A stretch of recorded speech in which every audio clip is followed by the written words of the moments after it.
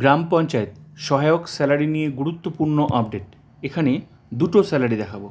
7 pay commission অনুযায়ী new salary কী হবে, 20% DA বাড়লো, নিউ স্যালারি কী হবে। 20% ডিএ বাড়লো, 18% ডিএ ছিল, আর নতুন 20 টোটাল 38% ডিএ পাওয়া যাবে অক্টোবর থেকে। তাহলে নিউ স্যালারি কী হবে, নতুন চাকরিজীবীদের বেতন, পুরনো চাকরিজীবীদের বেতন ডিটেলসে দেখাবো। Gross salary, in-hand salary same 7 pay commission হচ্ছে 2027 কার্যকর হয়ে যাবে। তাহলে নিউ স্যালারি কী হবে, তো দেখে নেওয়া যাক দুটো স্যালারি, নতুনদের এবং পুরনো চাকরিজীবীদের বেতন ডিটেলসে, গ্রস স্যালারি, ইনহ্যান্ড স্যালারি। তো শুরুতেই আমি দেখাচ্ছি 38% ডিএ নিয়ে নিউ স্যালারি কী হবে নতুনদের এবং পুরনোদের। তারপর আমি সম্ভাব্য স্যালারিটা দেখাবো 7 পে কমিশনে। তো শুরুতেই নতুনদের দেখাচ্ছি, তারপর পুরনোদের বলছি। এটা 38% ডিএ নিয়ে। তো চাকরির শুরুতেই 21,000 টাকা পাওয়া যাবে স্টার্টিং। তো প্রতি বছর এটা হচ্ছে বেসিক পে 21,000, প্রতি বছর 3% হারে বাড়বে। ডিয়ারনেস অ্যালাউন্স 38% অক্টোবর থেকে পাওয়া যাবে, 18% আগে থেকে ছিল, আর নতুন 20 38%। তো বেসিকের ডিএ 38%, ডিয়ারনেস অ্যালাউন্স টাকাটা হচ্ছে 7,980। মনে রাখতে হবে সরকার যখন যখন ডিএ ঘোষণা করবে তখন কিন্তু বেতন বাড়বে। তো আর বেসিকটা প্রতি বছর নির্দিষ্ট নিয়মে বাড়তে থাকবে অটোমেটিক, আর ডিএটা কিন্তু সরকার দেবে, তারপর বাড়বে বেতন। ক্লিয়ার? তো যখন নেক্সট আবার ঘোষণা হবে 38-এর সাথে সেটা যোগ করে বেসিকের পার্সেন্টেজ করলে বেরিয়ে যাবে কত টাকা বাড়লো। ক্লিয়ার? এইচআরে হাউস রেন্ট অ্যালাউন্স 12%, এটাও কিন্তু বেসিকের তাহলে টাকাটা হচ্ছে 2,520 টাকা, আর ডিএ হিসেবে টাকা হচ্ছে 7,980। ক্লিয়ার? আর কী পাওয়া যাবে, মেডিকেল অ্যালাউন্স 500 টাকা পাওয়া যাবে। এগুলোই পাওয়া যাবে চাকরির শুরুতে। সব কিছু মিলে যোগ করে যে স্যালারিটা হচ্ছে সেটাকে বলা গ্রস স্যালারি 32,000 টাকা। এই 38% ডিএ নিয়ে গ্রস স্যালারি হচ্ছে 32,000, কিন্তু পুরো টাকাটা পাওয়া যাবে না, এখান থেকে কিছুটা টাকা সার্ভিস চার্জ কেটে নেবে, পিট্যাক্স ডিডাকশন হবে এই গ্রস স্যালারি থেকে। কত কাটবে, মাত্র 150 টাকা কাটবে পিট্যাক্স, কেটে নিয়ে বাকি টাকাটা অ্যাকাউন্টে আসবে, যেটাকে বলা হয় ইন হ্যান্ড স্যালারি, মানে হাতে পাওয়া যাবে। এটা কত, 150 টাকা মাইনাস করলে 31,850 টাকা। এটা হচ্ছে নতুন চাকরিজীবীদের বেতন। তাহলে 38% ডিএ নিয়ে এটা নতুনদের বেতন। তো নতুনদের বেতন যদি এটা হয় তো পুরনোদের অবশ্যই বেশি হবে, কারণ প্রতি বছর বেসিকটা বাড়ে। তাহলে কীভাবে ধরতে হবে আমি দেখিয়ে দিচ্ছি। তো এই যে এটা তো বেসিক, কারণ বেসিকটা বার করলেই তো স্যালারিটা বেরিয়ে যাচ্ছে। তো এটা এই মানে 38% ডিএ নিয়ে নতুনদের স্যালারি দেখালাম। তাহলে পুরনো যারা চাকরিজীবী, তো প্রতি বছর তো এই যে বেসিকটা বাড়তে থাকবে। যত কারো চাকরি 5 বছর, কারো 10 বছর, এক একজনের চাকরির বয়স এক রকম, কারো 10 বছর, 15 বছর। তো সবার বেসিক কিন্তু এক না, প্রতি বছর বাড়তে থাকে বেসিকটা, নির্দিষ্ট নিয়ে বাড়তে থাকবে। আমি দেখাচ্ছি, শুধু বেসিকটা বার করলেই হয়ে যাবে।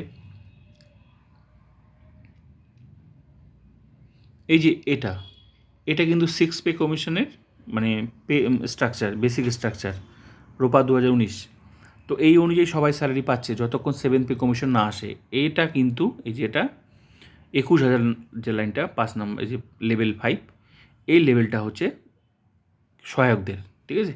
তো চাকরির শুরুতে যারা নতুন তারা এই যে শুরুতে বেসিকটা পায়, তো বললাম না প্রতি বছর 3% হারে বাড়ে, এই যে বাড়ছে 21,000, তারপর 21,600, 22,200, 22,900, একদম সেট করে দেওয়া আছে যে কোন বছরে কোন বেসিকটা পাওয়া যাবে।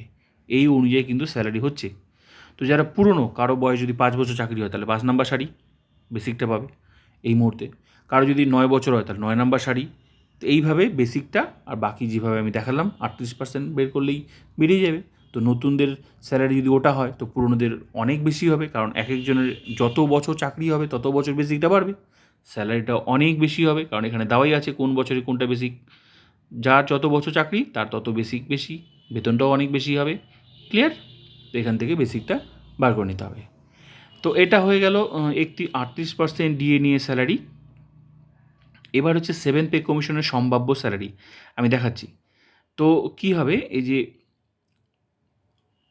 চাকরির শুরুতে যে বেসিকটা আছে না, যখন পে কমিশন আসে, পে কমিশন মানেই হচ্ছে নতুন রূপে বেসিক আসবে, বেসিক স্ট্রাকচার পরিবর্তন, নতুন রূপে বেসিক আসবে, সঙ্গে বেতনটাও নতুন রূপেই আসবে। তাই বলে কি এখন যেটা আছে সেটা না, এর থেকে বেশি হবে, অনেক বেশি হবে। তো কীভাবে, চাকরির শুরুতে যে বেসিকটা আছে, স্টার্টিং লেভেলে যে বেসিকটা আছে, এই যে 21,000 নতুনরা যেটা পাচ্ছে সেটার সাথে গুণ হবে। কত গুণ হবে হওয়ার সম্ভাবনা রয়েছে?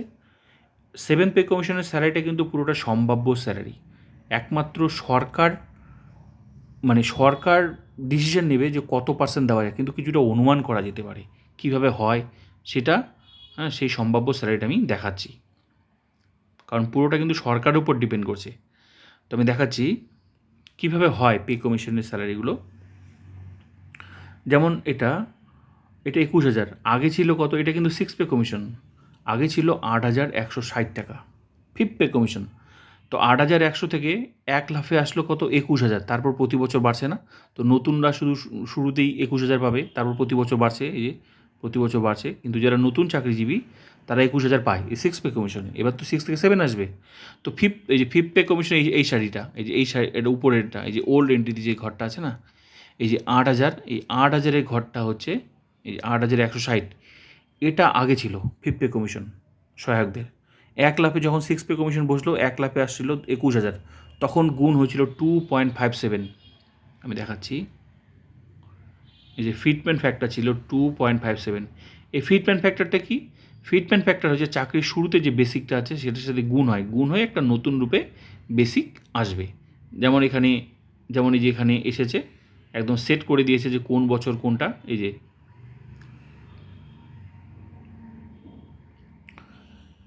এই যে 8,160 থেকে 1 লাফে আসলো না 21,000, তারপর প্রতি বছর সেট করে দিয়েছে না, বাড়ছে, প্রতি বছর বাড়ছে বাড়ছে, এরকমই একটা সেট করে দেবে 7 পে কমিশনে। তো সেই সময় গুণ হয়েছিল 2.57। তাই 6 থেকে 7ও কিন্তু সম্ভাবনা আছে 2.57 সম্ভাবনা, যদিও পুরোটা সরকারের উপর ডিপেন্ড করছে। কিন্তু তাহলে কীভাবে স্যালারিটা হয় আমি দেখাচ্ছি। তাহলে 7 পে কমিশনের সম্ভাব্য স্যালারি সম্ভাবনা রয়েছে 21,000-এর সাথে গুণ হবে 2.57, গুণ হলে নতুন রূপে বেসিক আসবে 53,970। শুরুতে ডিএ শূন্য হবে, কারণ প্রচুর বেসিকটা বেড়ে যাবে 21,000 থেকে 1 লাফে নতুনদের এটা। তারপর পুরোনোদের বলছি। তো ডিএটা শুরুতে শূন্য, তারপর 12%। এখন যেটা বেসি এইচআরে আছে হাউসের, সেটাই 12%। তো বেসিকের 12% করলে 6,476 টাকা। এমএ এখন যেটা আছে 500 টাকা। তারপর সব কিছু মিলে যোগ করে যে স্যালারিটা, গ্রস স্যালারি 60,946 টাকা। 200 টাকা পে ট্যাক্স কাটবে, কেটে নিয়ে বাকি টাকাটা অ্যাকাউন্টে আসবে 60,746 টাকা। এটা হচ্ছে সম্ভাব্য স্যালারি 7 পে কমিশনে। 2.57 ফিটমেন্ট ফ্যাক্টর মানে চাকরির শুরুতে যে বেসিকটা আছে সেটার সাথেই গুণ হবে। তো সেই সময় গুণ হয়েছিল 2.57, এবারও কিন্তু সম্ভাবনা রয়েছে 2.57, যদিও পুরোটা সরকারের উপর ডিপেন্ড করছে। তাহলে এটা নতুনদের বেতন 60,000, এটা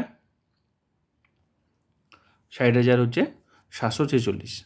তো নতুনদের এটা, তো নতুনদের যদি এটা হয় তো পুরনোদের অবশ্যই বেশি। কীভাবে? তাহলে নতুন রূপে 7 পে কমিশনে বেসিক হবে, তখন নতুনদের এটা শুধু বেসিকটা বার করে নিলে হয়ে যাবে। তো 53,970 টাকা, এটা এটা বেসিক। তো নতুনদের এটা হলে পুরনোদের অবশ্যই বেশি হবে 53,000। এরকম একটা স্ট্রাকচার আসবে। তখন কীভাবে আসবে? 7 পে কমিশনে এই যে এখানে থাকবে 53,000 সামথিং, সরকার সেট করে দিবে যে কত দেওয়া যায়।